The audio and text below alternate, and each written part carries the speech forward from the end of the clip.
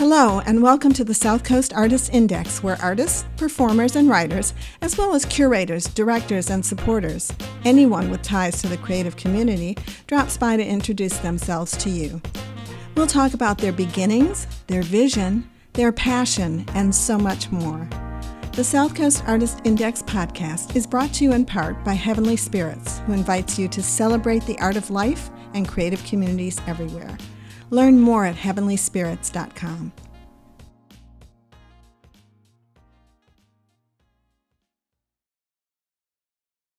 Hi, this is Ron Fortier with another podcast episode. And as per usual, I'm going to have our guests introduce themselves and spell their names. I've got to remember the name of that old television show. Was it What's My Line? Oh, anyway, that goes to show you how old I am. So, with that aside, guest. Thank you. My name is Max Wickemeyer, M-A-X, and the last name is W-I-C-K-E-M-E-Y-E-R. Lots of people in the South Coast like to make it a wicker basket, but it's not. There's no R in the middle. Wickemeyer. Wickemeyer. You think Wicca would be easy I know. In this part of the world, right? That's true. Is that Dutch or is that German? That's German. Okay. Yeah, and it really means almost literally bean farmer. Bean farmer? Bean farmer. Probably there was like 700 or 800 generations of Wickemeyers tilling and pulling up beans and being happy. There's a lot of beer there.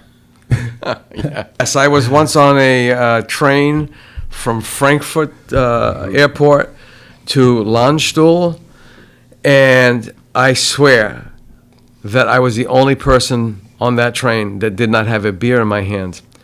I don't know if it was a special festival, but then again, my brother who lives in Landstuhl says that every week there's another festival. Did you end up with a beer stein at the end of the... No, I didn't. When I got off the train in Landstuhl, I went directly to the bratwurst place at the top of the stairs because the station is underground, and I can't remember the last beer, the first beer that I had while there. Oh, but I did have a Bitburger, a Bit ein Bit. But anyway, enough of that. So. Max, you've had a long and storied life. I would say so. So tell us the short version of your long and storied life. That's impossible, the short story. Yeah. And, I have to say right off, Ron, I really appreciate this opportunity. Oh, you're welcome. You're making it possible for people to share their stories, and everyone has a story, and so does Max Wickemeyer. Mm-hmm. I was born in Michigan. I moved to Long Island when I was very young. I went to elementary school in Long Island, New York, Bethpage, and then I went to Montreal, 8th grade, 5th grade was Montreal. 6th grade, 7th grade was in New Jersey, and then Toronto, and then I finished high school in Summit, New Jersey. So I went to 4 different high schools. Were you like a military brat? My dad... Or a corporate brat? Well, this is where I need to put on a filter, but my dad was running from the law. Oh, okay. No, people usually get... So... He sought opportunities in business and advancements. And so he made himself and his family, which was the 4 kids and the 2, mom and dad. We went to different places with each step my father advanced in his career. And so that was part of the process. What was it he did? He was an executive. He was actually a madman in New York City. When we were in Long Island, he was, commuting from Long Island to New York City he was an advertising guy, and he was doing advertising. He was the advertising guy for Borden, which was, Elsie the cow, and still do the Elmer's glue, and that's Borden. And they had cookies and all sorts of dairy products, and my dad was a madman there. until we went to Montreal, and he got into the tobacco business. And then we went to New Jersey. We had a situation in New Jersey where he was working for a situation where we had to get out, and that was truly, we had to escape from that situation because we got on the wrong side. The company got on the wrong side of what was going on there. So it's checkered, busy. I went to Boston University in '76, and I've been in the South Coast area ever since. I bought a house in 1983, and it's a 200-year-old house, and I restored it. And I was nuts about the methodology of that, so I self-taught, and I He's the Foxfire book and all that stuff? Foxfire and that stuff, yeah, absolutely. And then from there, Rochester, and I raised my daughter and focused on that. I was a dance dad.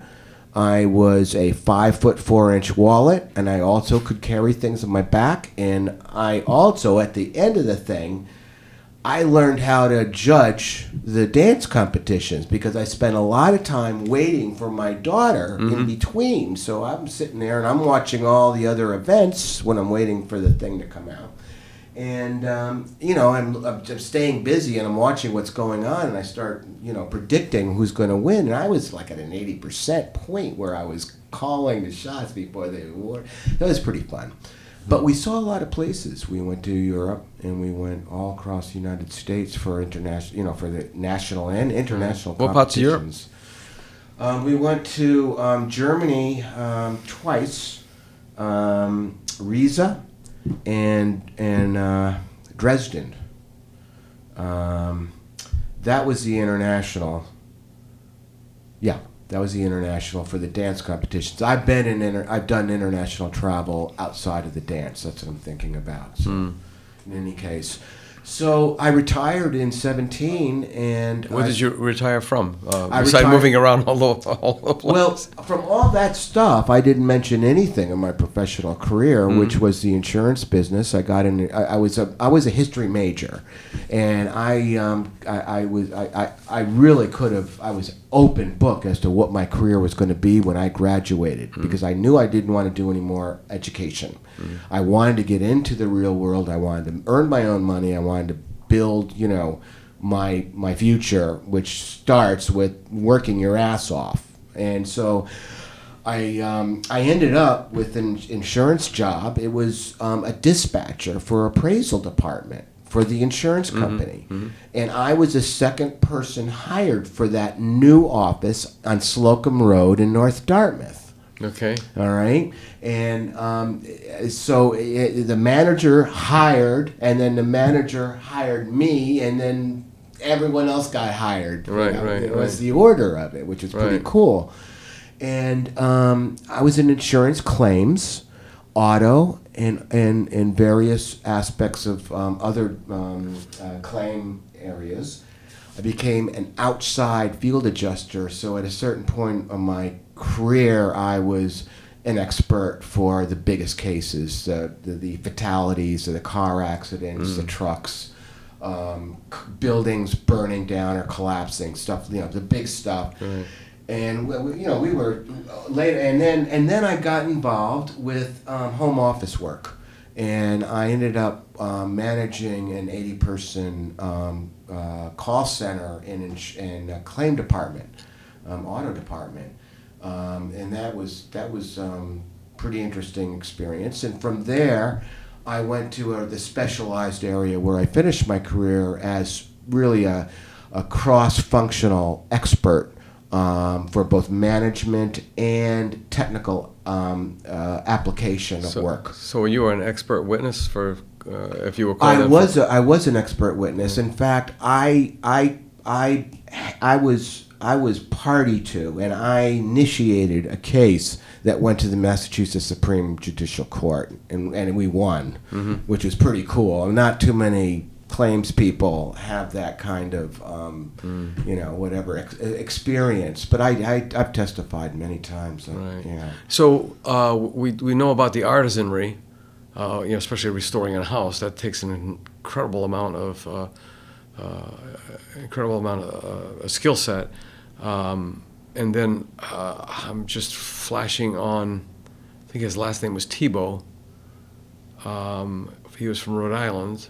He was also a house restorer, and he made his own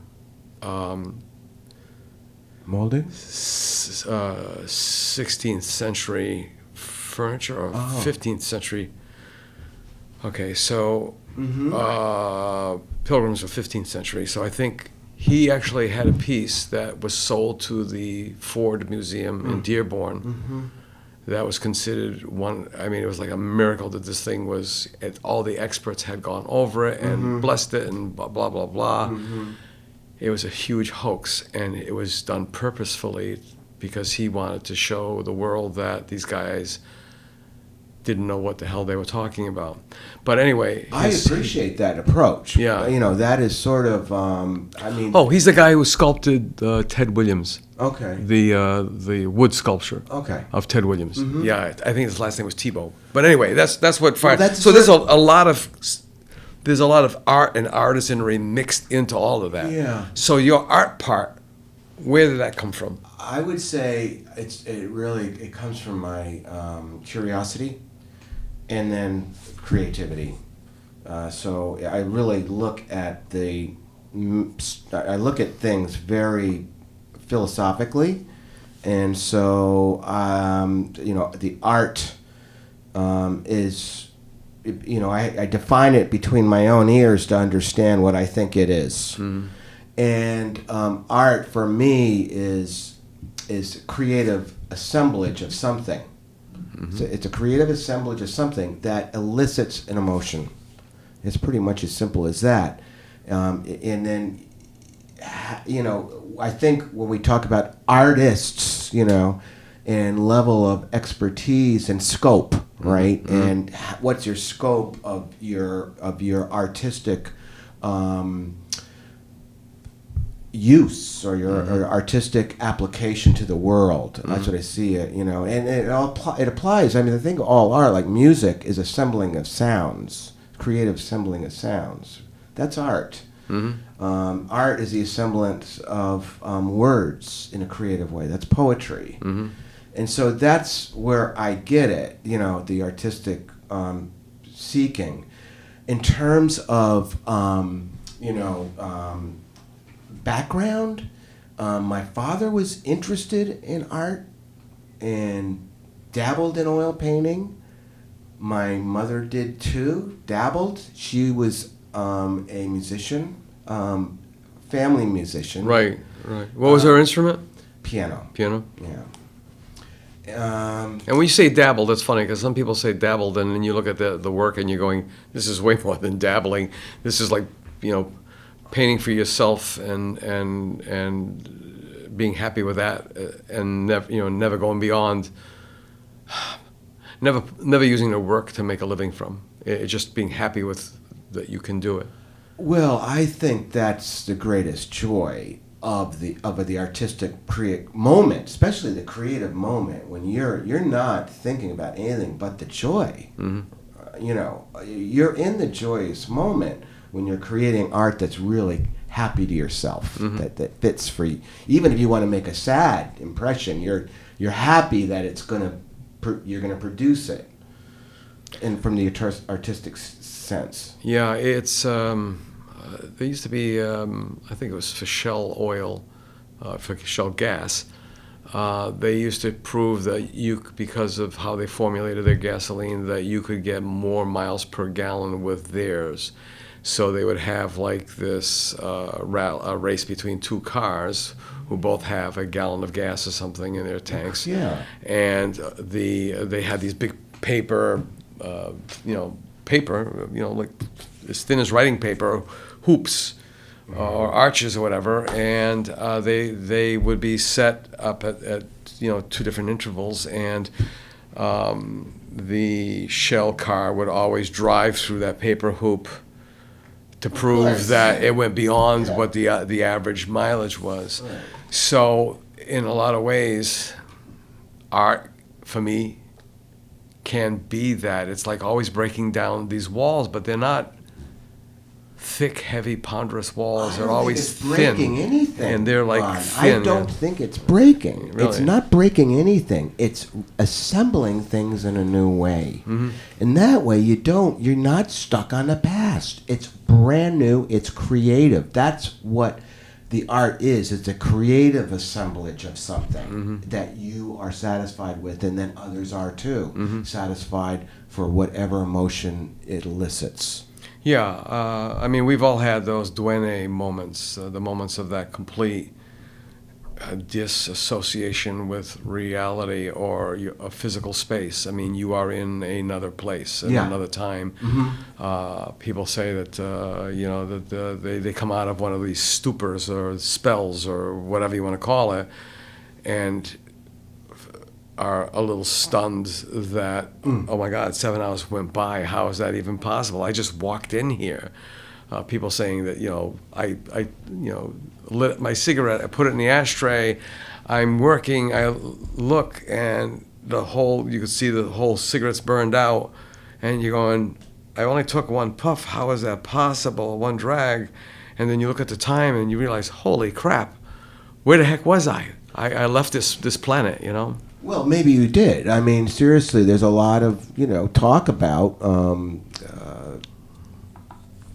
the randomness of cosmology, and where we're never ever certain. And when we measure something, when we look at something, you change it. Yeah. Oh yeah. You change it. When you are bringing in the information changes what it is. Right. That creates such an incredibly unique perspective, because we're in the 2 ears of all the stuff that's mysterious. Yeah, there are times where you've done a piece of work and you think you are incredibly intimate with it because obviously you created it, and then someone walks in, and this is rare to have that happen because not everyone's that tuned into things, and they point something out in your work and you go, I honestly can't tell you that I remember doing that or I was even cognizant of that. And all of a sudden it takes you into another cool. space and time. Yeah. And that's how people can bring your understanding of it into a new level. And that's really good, cool experiences. And that's what I like to do. So when I do my music, I try to be in that moment. When I'm doing carpentry or whatever, I'm getting in that moment. So it's really sort of the process that's important. I want to go over your photography because I saw a couple of pieces on Facebook just this week alone. And, in feeds, sometimes you'll get somebody, almost like constantly, and then you don't see them for a long time, and you wonder, are they still active? Then you go on their page and you say, oh, yeah, they're still active, but I haven't been receiving it, blah, blah, blah. I don't want to get into all those other weird things that people talk about on Facebook, because after yesterday's election results, I'm kind of done with social media unless it's like cat videos or something. But anyway, and dogs. Snickers, Oh, Snickers. Yeah, we gotta get Snickers on the video. Yeah, we gotta get this. We've got to. Yeah, Snickers is the new Art Index dog. Cute. Yeah, she is. She's a sweetheart. But the whole point of working and such, but there were 2 photographs. You shot those with your phone, I assume. I saw something different in those 2 photographs that you took that I almost could say, well, those are your signature, because everybody has a cell phone. Everybody takes photographs. But these, to me, stood out. Yeah. I don't know if you manipulated the phone, the image at all, or if you manipulate the phone, because you can if you're into like all the buzzers and bells of the phone. But there was just something. My first impression was, and this was a big thing during the spiritualist movement in this country. I think in the it was after the Civil War. The spiritualist movements, and they were spirit photographers. The temperance movement. It was related to that. They were the spirit photographers. Mm-hmm. They were taking, and I'm not talking about ghosts and stuff, but they were taking photographs of interiors but you had a feeling that they weren't taking a photograph of that place in that time, but that place in another time. Oh, that's cool. Forward or backwards, I don't know. Is that called something? Is it? There must be a German name for that. It probably is. Ich kann benutzen. Yeah. But that's the feeling I got off of your photographs. Yeah, that's interesting. Now, I'm trying to exude it. right. I am trying to. I mean, that's have you exhibited purposefully. your work at all? Well, Your not photographers? well, I have. Sounds silly. This is where the metrics really get silly. But Right. I've got like a million and a half hits on Google Earth with my photos. Okay. I have some hits that are like 50 and 60,000 photos. Right. Hits. Right. There's about 150 total, and those show a lot of what I'm trying to do in my landscapes. And I am trying to get a sense of time and the passage of time. So I think you're picking up on that, right? Well, atmospheric, yeah, tonalistic, or tonalism. Mm-hmm. They're most like Innes, George Innes. He was a tonalist. Yeah. They've got that. The luminous, right? The luminous. Well, no. The tonalists were almost the opposite, where colors just bled into color. It wasn't out of focus or anything, but there was a mood, to use that term. There was a mood to the work. Now, not getting away from that subject, but flipping to the other side, your music passions, and I know that you're inspired by or you like Neil Young, especially the earlier stuff. Yeah. Although he really hasn't changed a hell of a lot. He's gotten grungier. Yeah. Messier. Yeah, but his writing, I mean, his poetry. Well, for me, his early poetry is much more beautiful. It's raw and grungy today, I think. I mean, he's got some. I mean, that's too picky. I'm right into his early stuff right now, especially now. It's just right. It's really mean. Because we're just repeating. We're just on his loop now, it seems. Yeah. This 50-year loop. Yeah. But that kind of flashback or being taken back in the music, is it's somehow reflected in the photography? Because, I really don't believe, I mean, there are people that will go around and stuff. I knew a guy who actually could shoot from the hip. I mean, never put the camera up to his face. This is before cell phones and stuff. Would shoot from the hip. He just knew where the lens was pointing. And incredibly composed, where there are some people struggling with tripods and all that other kind of thing. And it was like, blah, blah, blah. But, you talked about your views on art and everything.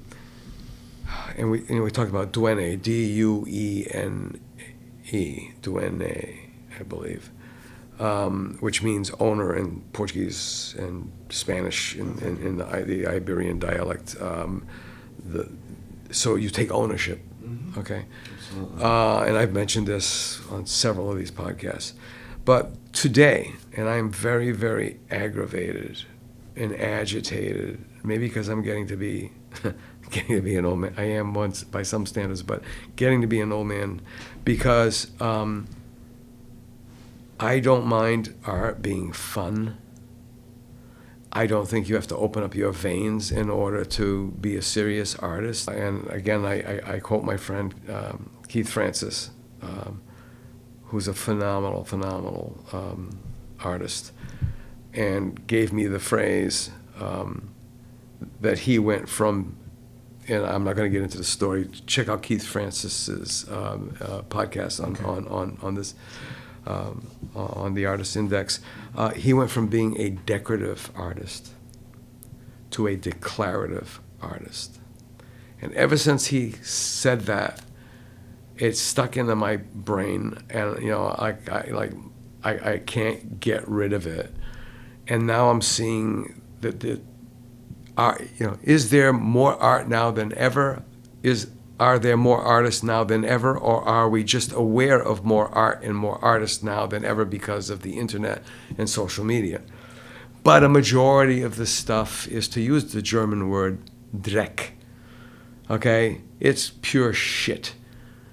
And I don't want to be an elitist, but I guess I'm being an elitist. Yeah, I mean, it's number one is I'm looking at the definition of art as its widest possible definition to bring as many people into the conversation. And the definition is an assemblage of things that are different, unique, and give pleasure of some type or illicit motion to the creator. That's an artist. I have made art. I have assembled things in a unique way, and I'm pleased with it. Mm-hmm. So, we talk about artists as this monolith, and it's not. There are just everyone is a different artist. Stereotypical monolith. No, now there are ways of measuring success in our society. One is money. So successful artists have a lot of money. They're artists. They have the stars in their name. Right. We don't question those for the and most part. No, right? but other artists, we serious artists, would say, okay, how is it possible that this person got to be where they are Why do you give a shit? In their career? Why do you care? Why do you care? I mean, It's because, and I'm talking about myself and several friends and other artists, acquaintances, and I hate the word struggle. Struggle sounds... Use it. Struggle's stupid. Okay. Striving is a better word. Yeah. And here you are, being it starts to pin the meter, the needle on the meter to elitist, purist, and then you see somebody come along that has just slapped something on there and bang, they're off like a rocket. Mm-hmm. And are they happy? They're happy, of course. What's yeah. wrong with that? No, there's nothing wrong. I'm with not. it. My father used to have this saying, like, I'm not sweating them. Not sweating them. Exactly. So, but my point being is, so the general public equates, as you said, success with sales, right? So you're only successful if you're selling. And that seems to be back-asswards. It is ass backwards. Yeah. And that's what I'm trying to talk about. Yeah. That's why I'm trying to talk about the openness of the definition to bring people in and have people feeling good about being creative, which if people are doing things, if they're creative in whatever way, okay, they're not going to be wasting their time or hurting people or doing other things. These are positive activities that we can do in society and actually makes people feel good themselves. Right. And that's, for me, that's what always has been the attractant to the art scene. Right. Is people are thinking creatively, they're willing to go out of those boxes, okay, and consider alternatives. And some alternatives that they throw out there, people hate them at first. But I mean, look at Warhol, for example. I mean, he was an antagonist. He was pissing people off. But it was all tongue in cheek. It was tongue in cheek. Yeah. He was having fun. Having fun fun in the studio. Yeah, right? and he knew that once you got away with something outrageous, you could get away with something even more outrageous, and then so there was no boundaries, there's no barriers. Well, there were barriers. Yeah. I mean, that's this is where we get in these excessive. There are no barriers. There were a lot of barriers. I mean, after all, the guy was shot. Okay. Yeah, for all. He was shot. So I mean, there were a lot of barriers around. He was hated by a lot of people. Right. But, okay, so. Well, hated for his success, hated for his lifestyle. Yeah, a lot of reasons. Yeah. Okay, but I mean, the spirit of the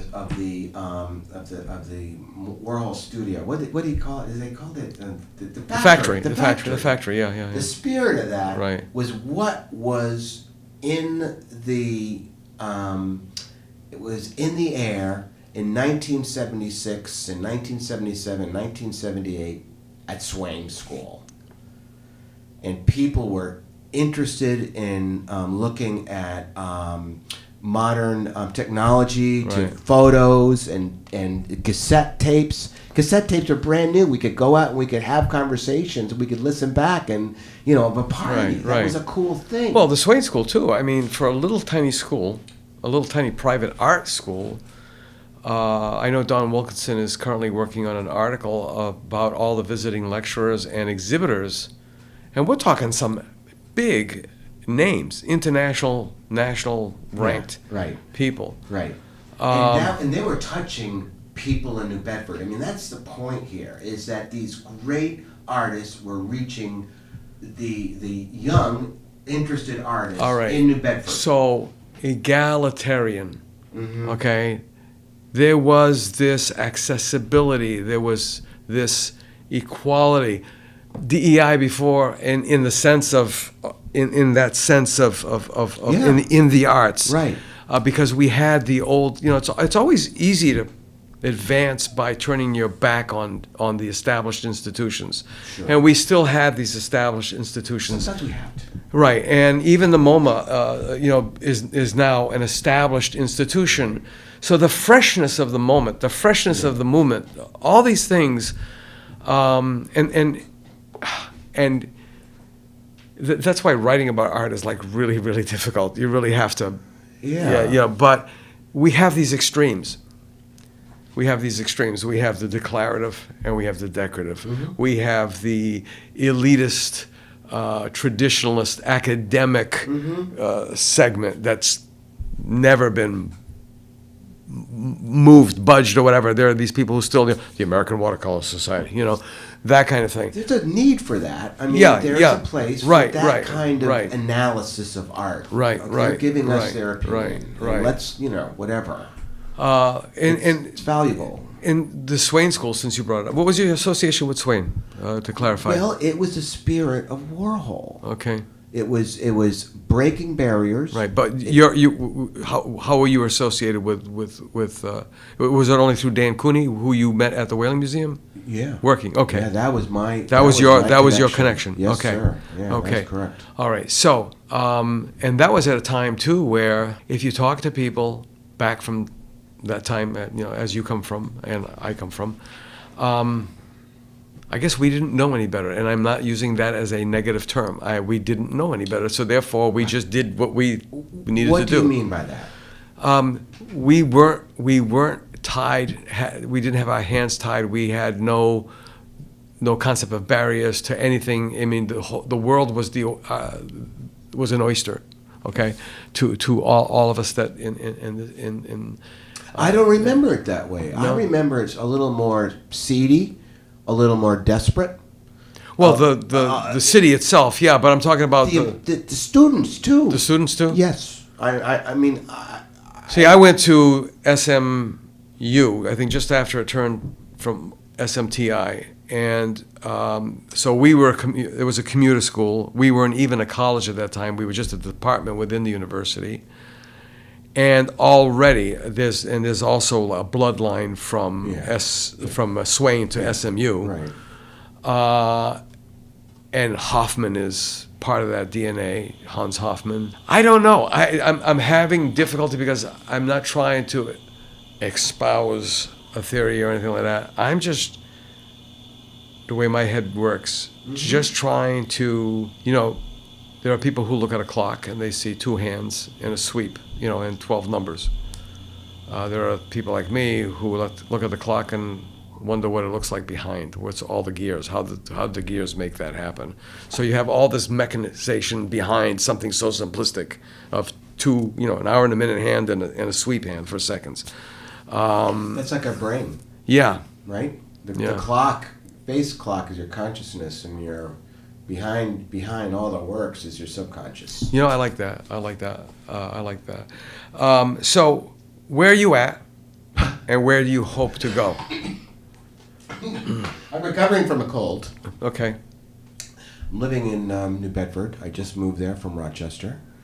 And I'm really at a point where I am very fulfilled in many ways of my life accomplishments. Mm-hmm. These are accomplishments I've sought and fought and worked for my whole life. Mm-hmm. And I feel very, very satisfied overall with where I've gone. And I have a fresh new start as a result. And so that's where I am at. I am hugely into my music right now. One-on-one Mm-hmm. myself. And I during COVID, I was meeting with the daycare school that my grandson was going to, and every week I was going there and doing some music for the kids. Mm-hmm. And I was singing silly songs with Mm-hmm. with a ukulele, Mm-hmm. and it was unbelievable, the experience of those kids. So, where my situation is and my satisfaction of where I'm going, I want to give to the community, to society. I'm not ready to, watch the sunset here. And so, being with kids, music with kids, art with kids would be cool. And involved with the art scene. I'm just connecting with Gallery X and Art Index. And I met with Kat. And Kat Knudsen, yeah. yeah, and and I'm also reconnecting with people. Chuck Huck. I'm reconnecting with him, which is just great. I mean, Well, they talk about, I knew Chuck before I knew Chuck. Because when I got hired to work at Freestones, Okay. I couldn't but help see the woodwork that was in that place. Yeah. And they were always Chuck, Chuck, Chuck, Chuck, Chuck, Chuck. Yeah. It wasn't until years later that I met him, finally. Okay. So, yeah.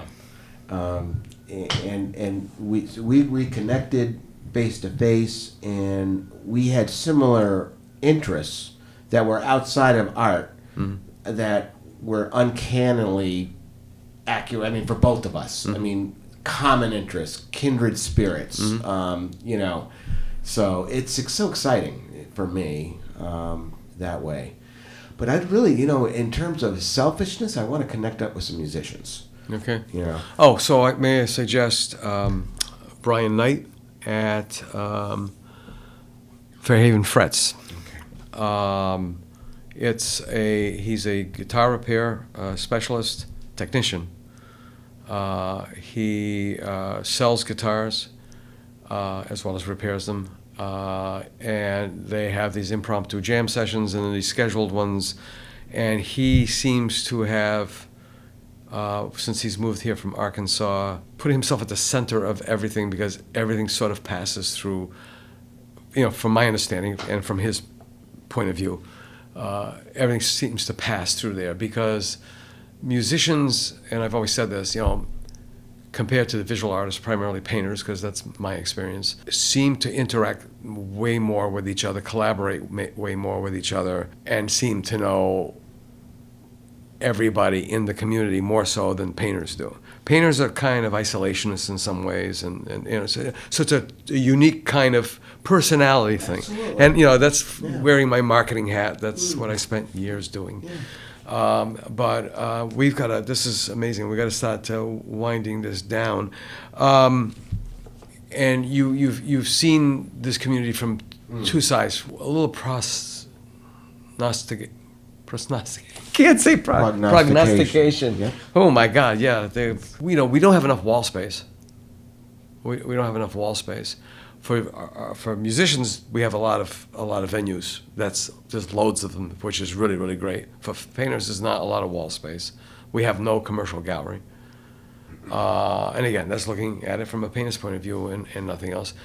We have the Roots and Branches Festival, which Jeff Angeley has done a phenomenal job with, and there's other festivals, but what opportunities do you see as an individual artist or as a now citizen of New Bedford with the creative community? I mean, what do you see on the horizon? Just prognosticate on your experiences and your knowledge. I'm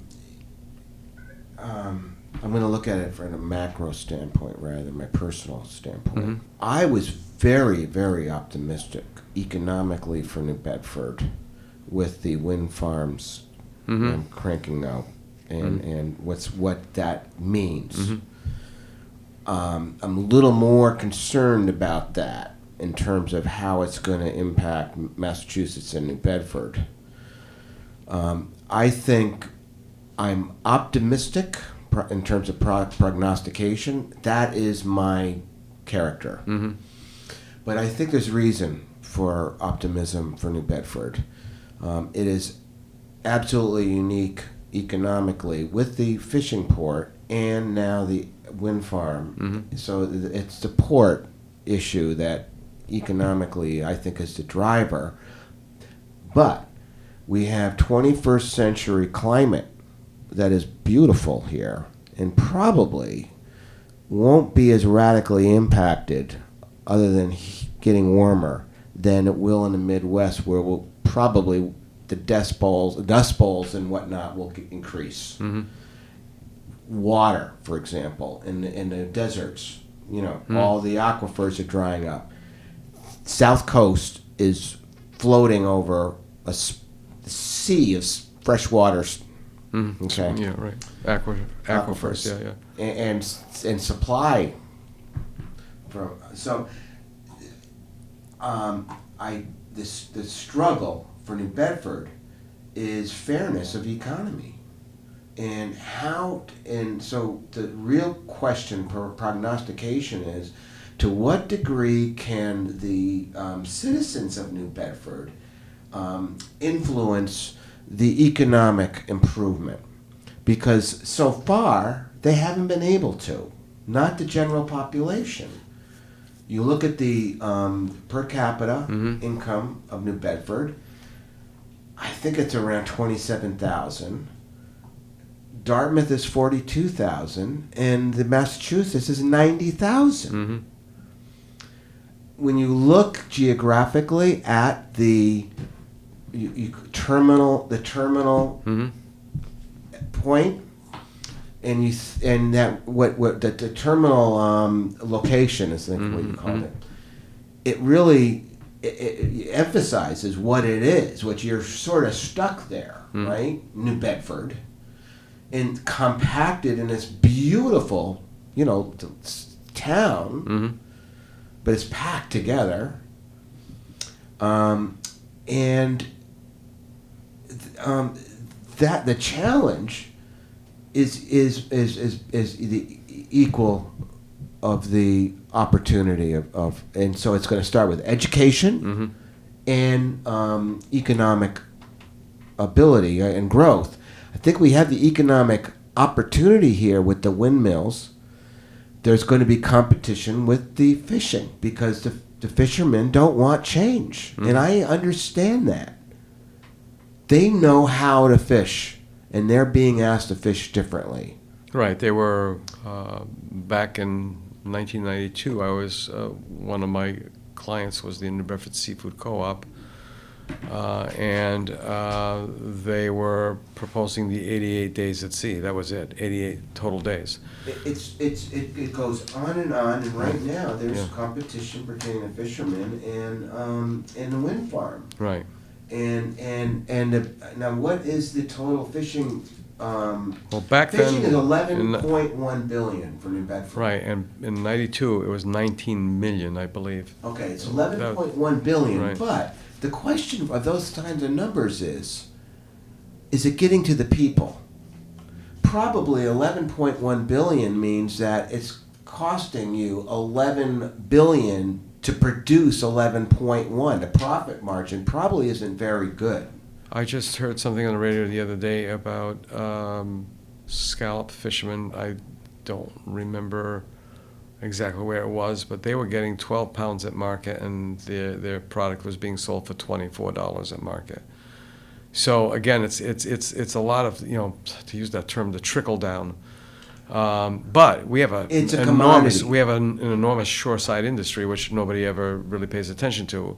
And that industry is what keeps those vessels going. And, Absolutely. It's a supportive industry. Right. And to what degree it all works out, I don't know. But there Right. is a competition between the fishing and the wind farm. Yeah. And I think we have to be realistic of where our butter is, what side our bread is buttered on. and for the future. Right. And we have to appreciate that those wind farms are, the supportive, even the infrastructure, Right. what's happening is amazing. Just the rebuilding of the port, of the roads in the area. Right. The focus is on New Right. Bedford. But that technology will probably be defunct or passe in a very short period of time. I don't know that. What do you know?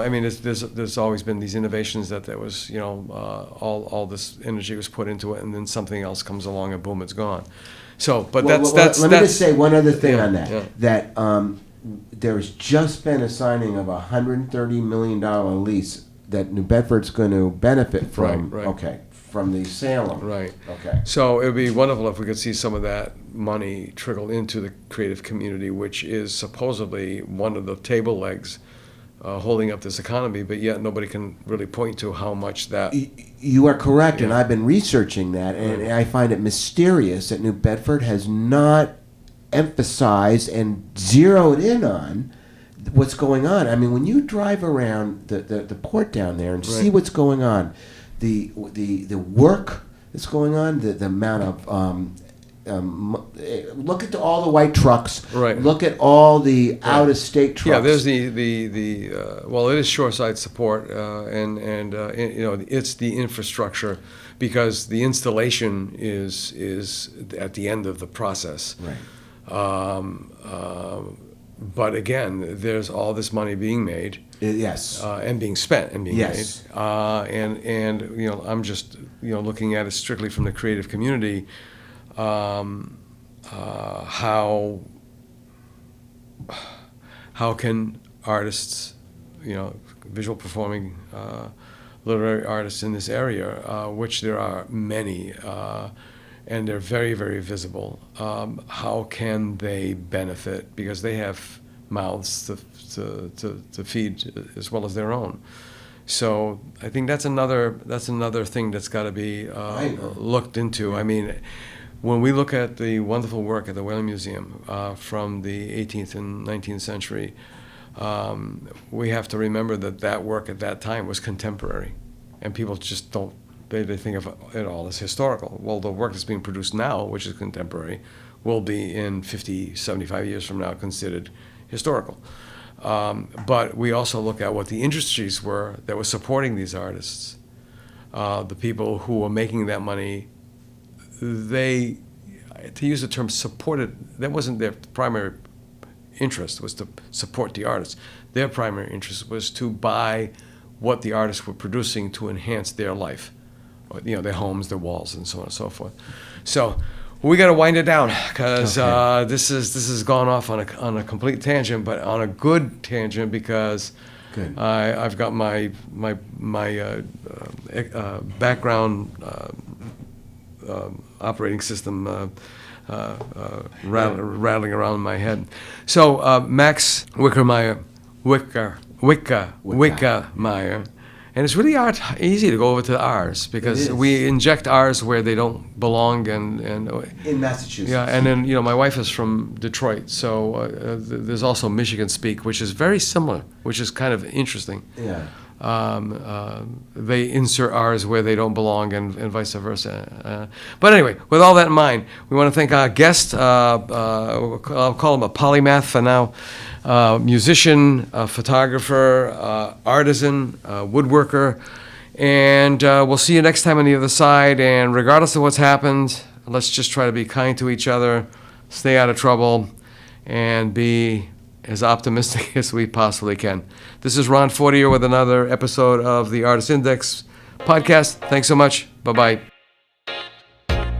To learn more about the South Coast Artist Index, visit theartistindex.com. Find us on Facebook, Instagram, and YouTube.